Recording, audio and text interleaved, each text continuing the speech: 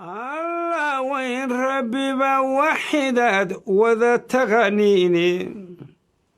إساقا ودود عن تشيقة لا وذاقيني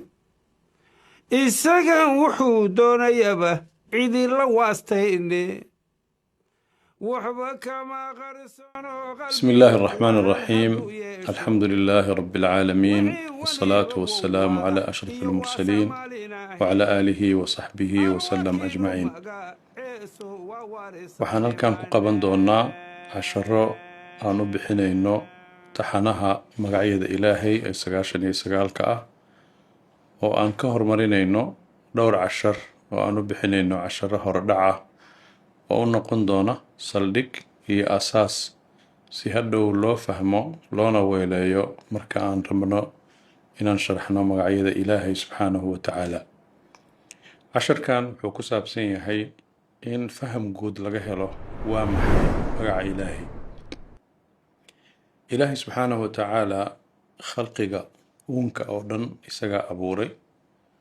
maadaama uu uunka isaga abuuray waxaa waajib ku ah intii uu abuuray inay asaga yaqaanaan oo ay magaciisa yaqaanaan oo ay magacyadiisa yaqaanaan oo ay tilmaamihiisa yaqaanaan. sida darteedna Ilaahay subxaanahu wa ta'ala wuxuu quraankiisa ku yiri fa'lam annahu laa ilaaha illa Allah.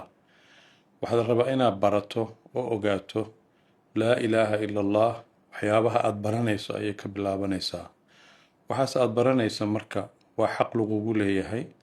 ilaaha ku irsaaqay ee ku abuuray ee koonka ku keenay wuxuu xaq ugu leeyahay inaad garanaysid si aad u gaartid marka tawxiid oo ah Ilaahay subxaanahu wa ta'ala inaad keligiis caabudo keligiisna aad cibaadada u gaar yeesho. waxaa laga rabaa marka koowaad inaad Ilaahay garanayso. Ilaahay inaad garanayso waxaa loola jeedaa inaad hubto garashada Ilaahay aad u leedahay, rumaynta aad rumaynaysana inay dhabkaa tahay oo ay qalbigaaga ku jirto, maskaxdaaduna inay aqbalsan tahay, taasoo ka dhalanaysa inaad Ilaahay subxaanahu wa ta'ala keligiis u aqoonsan tahay inuu isagu sharafta leeyahay, inuu isagu jiritaankaaga sabab u yahay. marka dambena waxaa laga rabaa haddii aadan islaamnimo ku dhalanin inaad ku dhawaaqdo qiritaanka ashhadu an laa ilaaha illa Allah wa ashhadu anna muhammadan rasuulullah. haddiise islaamnimo aad ku dhalatay waaba waxaad mar walba taqaanid oo aad ku dhawaaqaysid. culimada salafku marka ay fasirayeen aayadda quraanka wama khalaqtul jinna wal insa illa liya'buduun waxay ku fasireen cibaadadaasu inay ka bilaabato aqoon aad Ilaahay u lahaato. haddii aadan Ilaahay aqoonin sidee baad u caabudaysaa? sidee baad tawxiidkiisa aad ugu dhigaysaa mid barax tiran oo aad keligiis ku caabudo? culimada mu'arikhiinta oo kala duwan xataa qaar aan muslimiin ahayn marka ay dunida ku wareegeen waxay yiraahdeen waxaanu aragnay magaalooyin aanan u dhisnayn derbiyo waardiyeeya waa aragnay, magaalooyin aan iskoolo lahayn waan aragnay, magaalooyin boqorada xukumaa aysan guryo waaweyn oo qurxan deganeen waan aragnay, laakiin maana arag magaalo aysan ku dhex oolin goob Ilaahay lagu caabudo. magaalo kastoon tagnay waxyaabo badan oo aan ka weynaynay way jirtay, laakiin magaalooyinka inta badan waxaan ku arkaynay goob la leeyahay goobtan Ilaahay baa lagu caabudaa. sida darteed Ilaahay caabudaadiisu waa wax khalqiga intiisa badan ay wada ogol yihiin diiman kala duwan iyo siyaabo kala duwan haddii rabaan ha u caabudaan. Ilaahay subxaanahu wa ta'ala ereyga Allah quraankiisa aad buu ugu soo arooray ilaa culimada qaarkood ay dhahayn 2,000 jeer ka badan buu quraanku ku jiraa oo mar Ilaahay tilmaantiisa la sheegayo, mar magaciisa la sheegayo, marna ficilkiisa la sheegayo. waxaa kaloo garab socota Ilaahay subxaanahu wa ta'ala quraankiisa waxyaabaha uu dadka ku dhiirigeliyay waxaa ka mid ah inay isaga bartaan oo jiritaankiisa bartaan oo ay magacyadiisa bartaan. Ilaahay quraankiisa aayado ka badan 30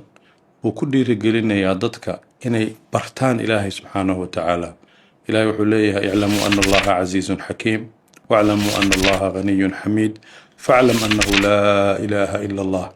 aayadahaas oo dhan waxay ku tusinayaan in Ilaahay subxaanahu wa ta'ala noo sheegayo inaan Ilaahay barano oo aan magaciisana barano. aayadda la yiraahdo aayadda ugu weyn quraanka acdamu aayatin fil qur'aan al-kariim oo aayatul kursiga ah kulligeed ama inteeda badani waxay ka hadlaysaa ilaahay subxaana watacaala ama magaciisa ama sifadiisa. ilaa culimmada qaarkood markay aayadda fasirayaan ay aada ugu xeel dheeraadaan oo ay dhahaan aayaddaasu kelmad walba ama jumlad walba keligeed bay u istaagi kartaa. haddaad kulligeed wada akhriso allahu laa ilaaha illaa huwa alxayu alqayuum laa ta'khuduhu sinatun walaa nawm, mid walba waxay ku tusinaysaa magac uu ilaahay subxaanahu watacaala leeyahay ama sifo uu ilaahay leeyahay oo ku dhammaanaysa wahuwa alcaliyu alcadiim. suuradda la yiraahdo waa suuradda qur-aanka ugu weyn, waa suuratu alfaatixa. suuratu alfaatixa markaa akhriso waxaad ugu tegaysaa ilaahay subxaana watacaala magacyadiisa: alxamdu lilaahi rabbi alcaalamiin, alraxmaan alraxiim, maaliki yowmi ddiin. qur-aanka waxaa jirta suurad la yiraahdo thuluth alqur'aan oo ah qur-aanka markii saddex loo qeybiya mid ka mida waaye. iyadana magacaas iyo maamuuskaas iyo tilmaantaa waxay ku heshay in ilaahay subxaana watacaala tilmaantiisa iyo sifooyinkiisa iyo magacyadiisa ay kuu sheegtay. qul huwa allahu axad allahu samad lam yalid walam yuulad walam yakun lahu kufuwan axad. sidaa darteed culimmadu waxay leeyihiin sida ilaahay subxaana watacaala uu qur-aankiisa isugu sheegay kitaab kale oo uu isugu sheegay ma jiro. qur-aankana markaad u fiirsato magacyada ilaahay markuu ka hadlayo laba dariiquu maraa. dariiqo uu si guud uga hadlayo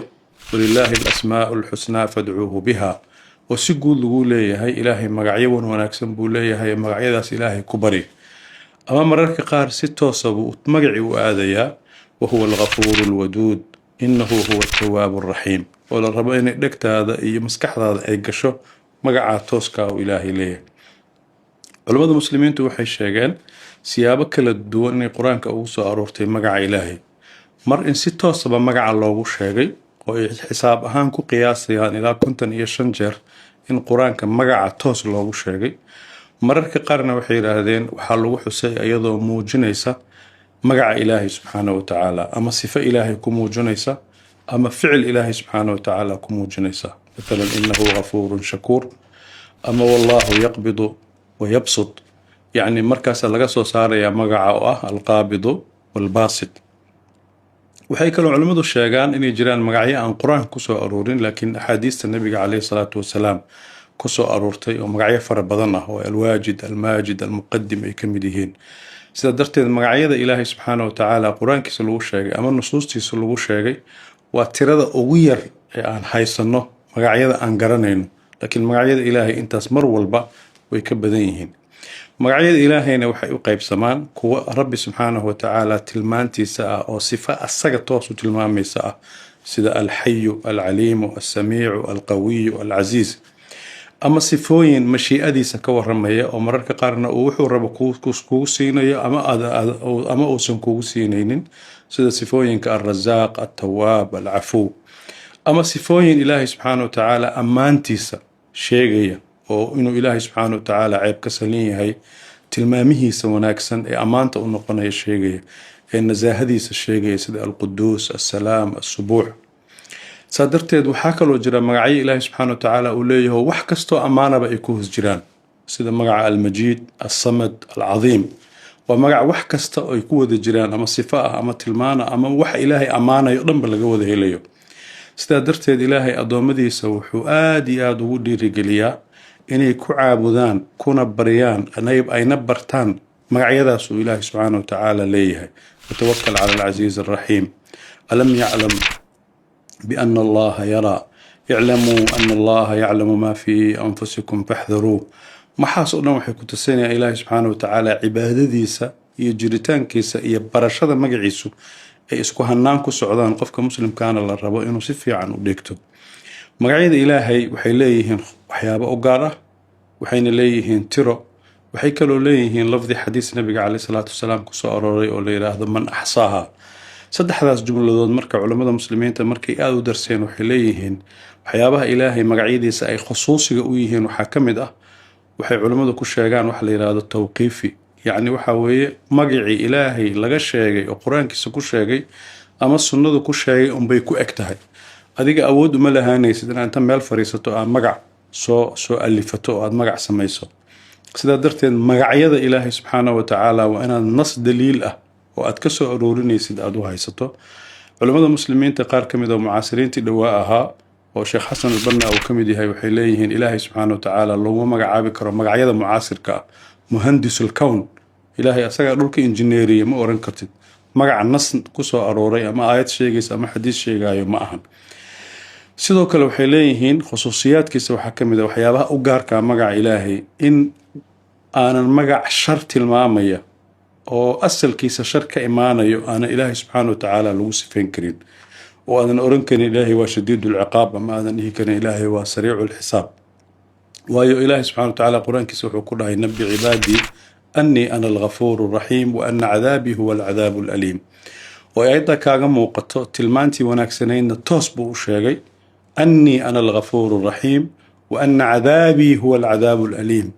مرك إلهي سبحانه وتعالى صفة كدلنا يسا الدين مح شرعي كدلنا يا إلهي سبحانه وتعالى توصل لو مثل ما مكره أما الله جمد يكرم مقع وحجنا مقعية وإلهي سبحانه وتعالى لقاري هاي وكلي ليه هاي وحكم ذا الرحمن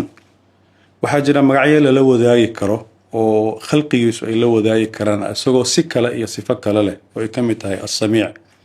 waxaa jira waxyaabo ilaahay subxaana watacaala iyo khalqigiisu ay xagga sifada mararka qaar ay si uun u wadaagi karaan laakiin ay kala duwan tahay meeshay ka imaanayaan waxaa ka mid ah almuntaqim ama aargute waxay dhahaan khalqigu marka uu sameynaya aargudashada wuxuu ka imaanayaa nacayb wuxuu ka imaanayaa karaahiyo wuxuuna ka imaanayaa dan shakhsiya uu leeyahay laakiin ilaahay subxaana watacaala wuxuu ka keenayaa cadaalad inuu sameynayo sidaa darteed magaca ilaahay wuxuu ku dhagan yahay mararka qaar maskaxdaadu meesha ay u diyaarsan tahay marka ay maqasho waxa ku soo dhacaya maxaa ka mid ah haddaa allah maqasho ilaahay subxaana watacaala keliya ayaa kugu soo dhacaya haddaa maqasho alwaaxid waxaa kugu soo dhacaya ilaahay subxaana watacaala inuu keligiis yahay saa darteed waxyaabaha jiritaanka ilaahay ku barayay ka mid tahay markaad alwaaxid maqasho ilaahay baad xusuusanaysaa oo maskaxdaada ay kusoo dhacaysaa saa darteed magac kasta oo wanaagsan oo qurxan ilaahay subxaanahu watacaala tilmaantiisaad ka baran doontaa tilmaantiisa wanaagsan baad ka baran doontaa magaciisa wanaagsan baad ka baranaysaa waxay kaloo culimmadu ka hadleen tiradan la yidhi 99ku maxay tahay waayo qur-aanka magacyo ilaahay subxaanahu watacaala fara badan baa ku soo aruuray oo culimmada qaar markay findhicileen oo istiqaaqaadkeeda aadeen oo ay aruuriyeen qaarkood ilaa 120 magac bay gaarsiiyeen حديث النبي عليه الصلاة والسلام كسر أروري أدها إن لله 99 اسما من أحصاها دخل الجنة علماء قاركود وحي كفسرين إن يتهي سقاشن إيا سقال كان هدي آد برته أو آد حفظسه أو آد ويليسه إن الجنة كوغليسه علماء وحي راني وحي لم يتهي سيدي أدي قرد هاي هبل وحو هايستا كن درهم أما كن دولار هدي العكت ما أنت جرتان استعمالنا كن دولار بو هايستا kunkaa doolarna wuxuu ugu talagalay sadaqo macnaheedu maaha inuusan xoolo kala haysanin waxayna culimmadu u daliishanayaan xadiiskii ducadii ku jirtay asaluka bikulli ismin huwa laka samayta bihi nafsaka wa anzaltahu fi kitaabik aw callamtahu axadan min khalqik oo caddaynaysa ilaahay subxaana watacaala magacyadiisa inaan la soo koobi karin tilmaamihiisana aan la soo koobi karin laakiin loogu talagalay magacyo lambarkan 99ka la sheegay ama magacyada ilaahay oo la sheegay in adiga aad ilaahay ku tuugto ood ku barido sidaa darteed culimmadu waxay leeyihiin markaad qur-aanka lambar ku aragto ama xadiiska lambar ku aragto mararka qaar waa tawqiifi waxaa la yidhahdaa zabaniya inay 19 yihiin maxaa laga wadaa ma naqaano albaabada jahannamada waxaa la yidhi waa 7 ma naqaano waxay tahay salaada waa la ratibay 2 3 4 4 sababta loola jeedo ilaahay subxaana watacaala baa garanaya sidaa darteed culimmadu waxay leeyihiin kelmadda la yidhaahdo axsaaha waxaa loola jeedaa inaad lafdigeeda fahamto tiradeeda fahamto macnaheeda fahamto ilaahayna aad ku barido culimada sidaa tafsiirkaas u sheegtay waxaa ka mid ah ibnu qayim aljawsiya oo sheegay maraatibtaa saddexda ah oo ah inaad magaca ilaahay tiro ahaan u taqaano lafdi ahaan u taqaano waxay ku tusinayaan taqaano fahamkeeda taqaano kabacdina aad ilaahay ku barido sidaa darteed waxaa laga rabaa qof kasta oo muslima inuu la yimaado aqoon uu leeyahay magacyada ilaahay oo magacyadaasna uu alla ku bariyo mar walbana baahidiisa midda ka dhalanayso uu ilaahay ku bariyo haddaa faqiir tahay inaad ilaahay ku barido alghinaa ilaahay subxaana watacaala waa hani inaad magaca hani ilaahay ku barido haddaad u baahan tahay karam iyo in lagu sharfo iyo in deeqsi aad noqoto iyo in xoolaha lagu furo haddaad rabto in ilaahay wahaab uu ku deeqsiiyo kuu deeqtoomo hadba baahidaada magaca u dhow inaad ku barido sidaa darteed culimmada muslimiintu magacyada ilaahay kutubo aada u fara badan bay ka qoreen inta aniga shakhsiyan aan arkay ee aan liisgareeyey culimmadii taariikhda islaamka oo aan magac ahaan u qoray oo liisgareeyey 154 kitaab bay ka badan yihiin waxay ku tusinaysaa marka intaas haddaan aniga arkay inay inta kale 100 kitaab ay jiraan oo culimmada muslimiintu ay ka qoreen intaasna waxay kusoo koomaysaa qofka muslimka ah muhiimadda ay u leedahay inuu barto magaca ilaahay subxaanahu wa tacaala iyo tilmaamaha ilaahay oo hadhow la rabo inay kuu noqoto dhaqan jiritaankaaga iyo shakhsiyadaada qayb ka noqda والله تعالى أعلم السلام عليكم ورحمة ربي الله وبركاته وحداد وذا تغنيني إساقا ودود عن تشيقة لا وذاقيني إساقا وحودون يبا عيدي لواستيني وحبا كما غرسون قلبيقو وهن هدو يشو وحي وليبا وواضح إيو واسع ماليناهي